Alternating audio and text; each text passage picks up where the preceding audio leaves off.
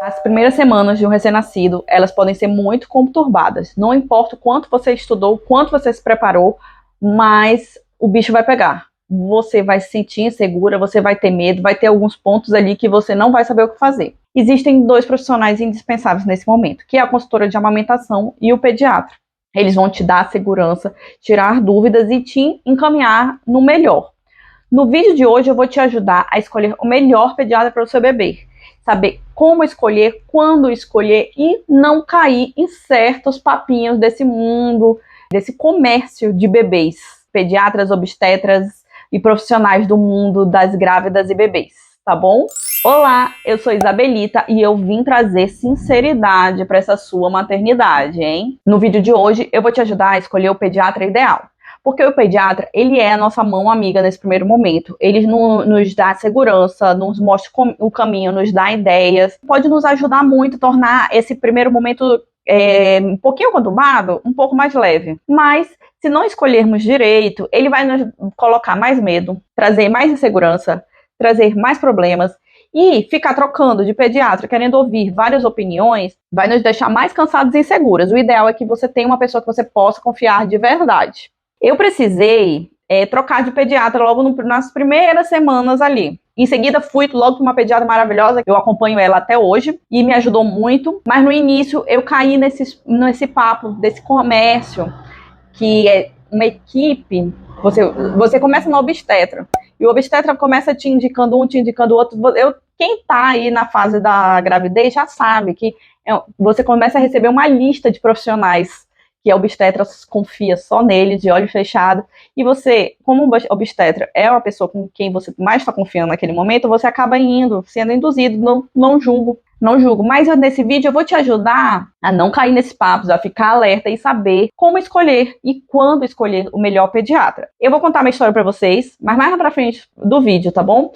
O que aconteceu, como aconteceu, o que vai ajudar vocês a também ficar um pouco mais alerta em relação a esse assunto. Antes de começar as dicas, eu queria que vocês pudessem curtir logo esse vídeo, porque quanto mais curtirem, mais chances de chegar em outras mães e ajudar outras mães que estão se sentindo perdidas nesse momento, assim como você. Então, vamos lá para a primeira dica, o primeiro ponto, quando começar a escolher o pediatra. Quando começar? Vamos lá. Quando você estiver grávida, você vai começar uma lista de pediatras.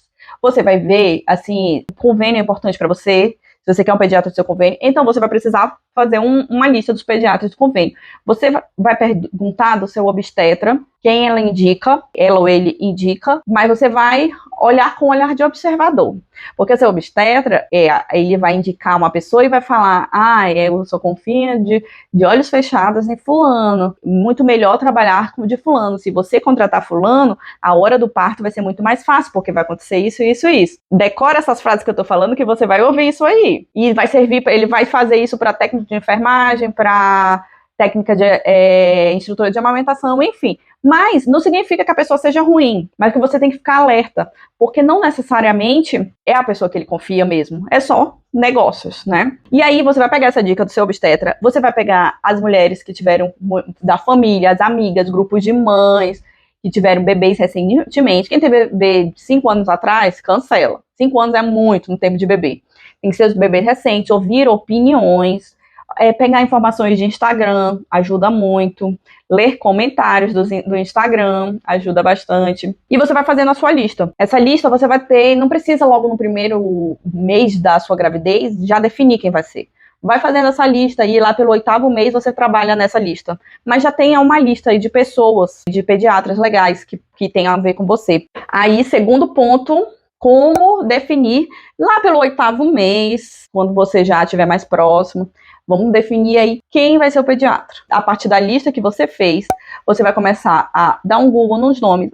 Primeiro, você vai no Instagram e olha esses profissionais. Porque se não foi uma amiga, alguém próximo que chegou para você e falou, eu fui com fulana, ela me ajudou muito, ela me ajudou na amamentação, ela me ensinou isso, você não tem algo certo sobre aquele pediatra, né? Se não é uma pessoa confiável para você. Então, se não existiu esse tipo de diálogo, você vai no Instagram.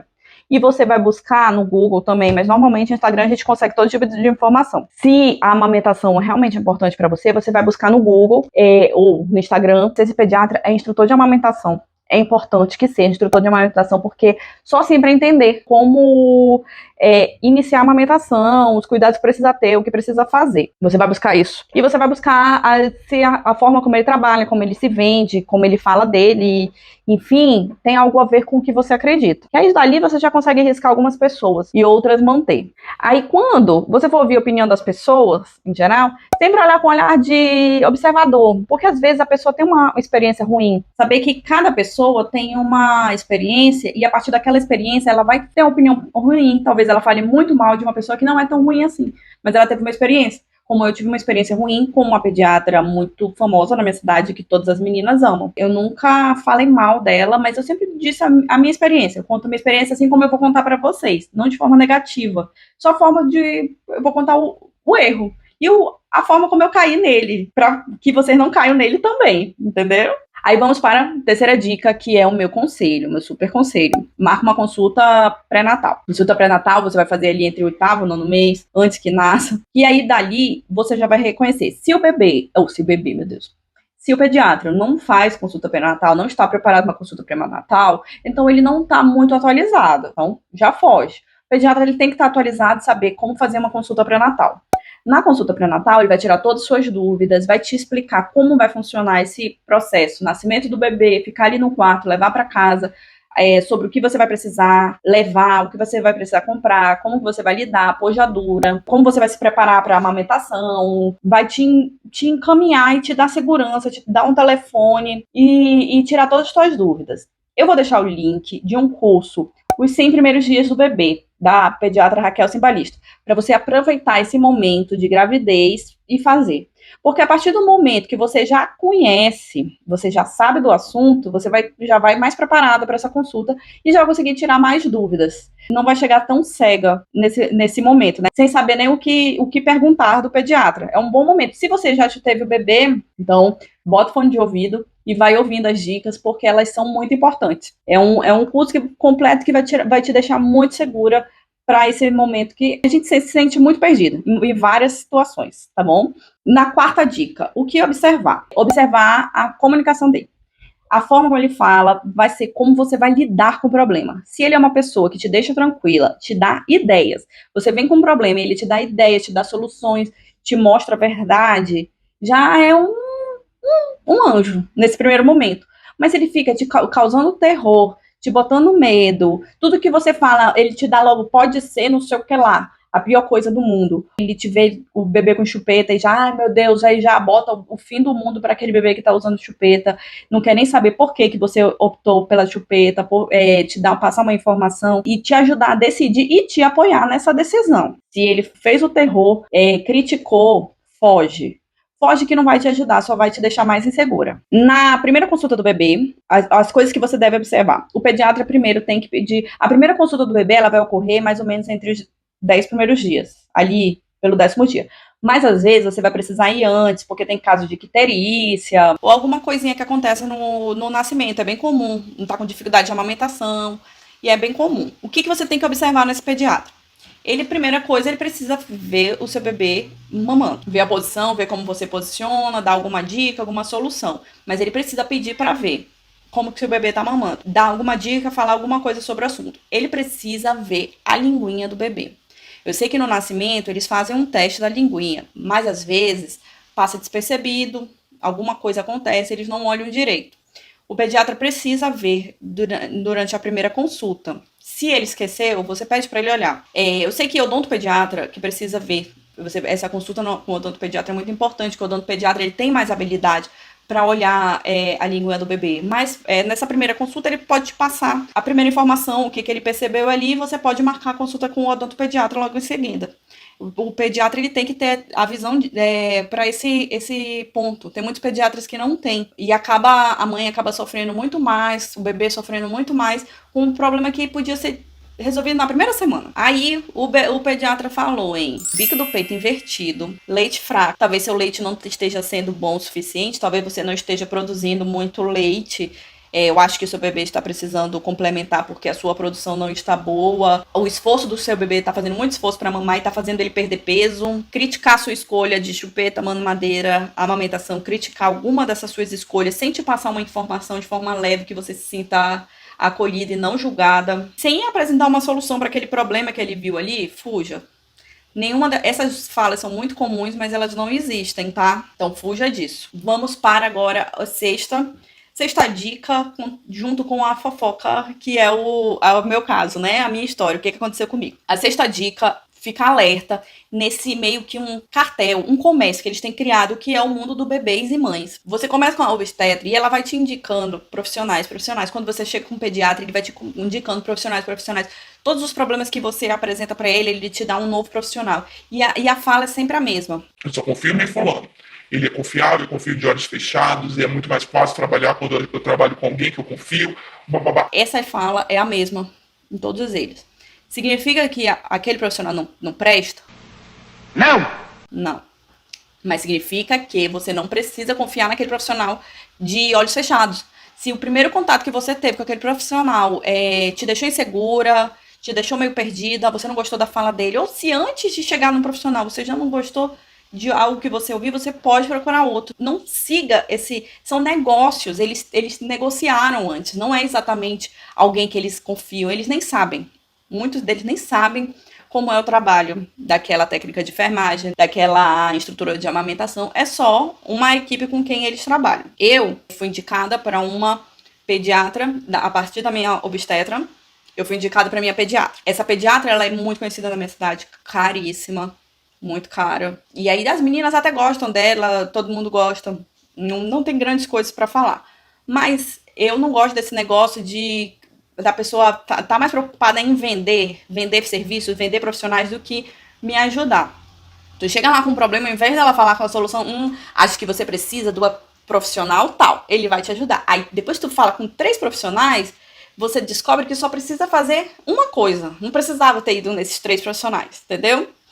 E aí eu comecei, né, daquela dificuldade inicial de amamentação, eu tive que ir numa consulta com 4 dias pós-parto lá no consultório dela, eu estava no meio da pojadura, não estava entendendo muito bem o que estava acontecendo, porque por mais que você te explique, você leia tudo, quando acontece, você não entende nada daquilo, e você não faz ideia daquelas sensações, daquelas coisas que você está sentindo. Tava meio perdida, cheguei lá, a Clara estava com dificuldade de ganhar peso, estava com icterícia, aí ela me apresentou ali algumas situações, não sei o que, e eu tava nervosa, assim, mas eu sou uma pessoa nervosa, porém calma. Eu não sou alguém perdido que faz, né? Eu sou uma pessoa assim, não, mas e aí, o que eu faço, tal?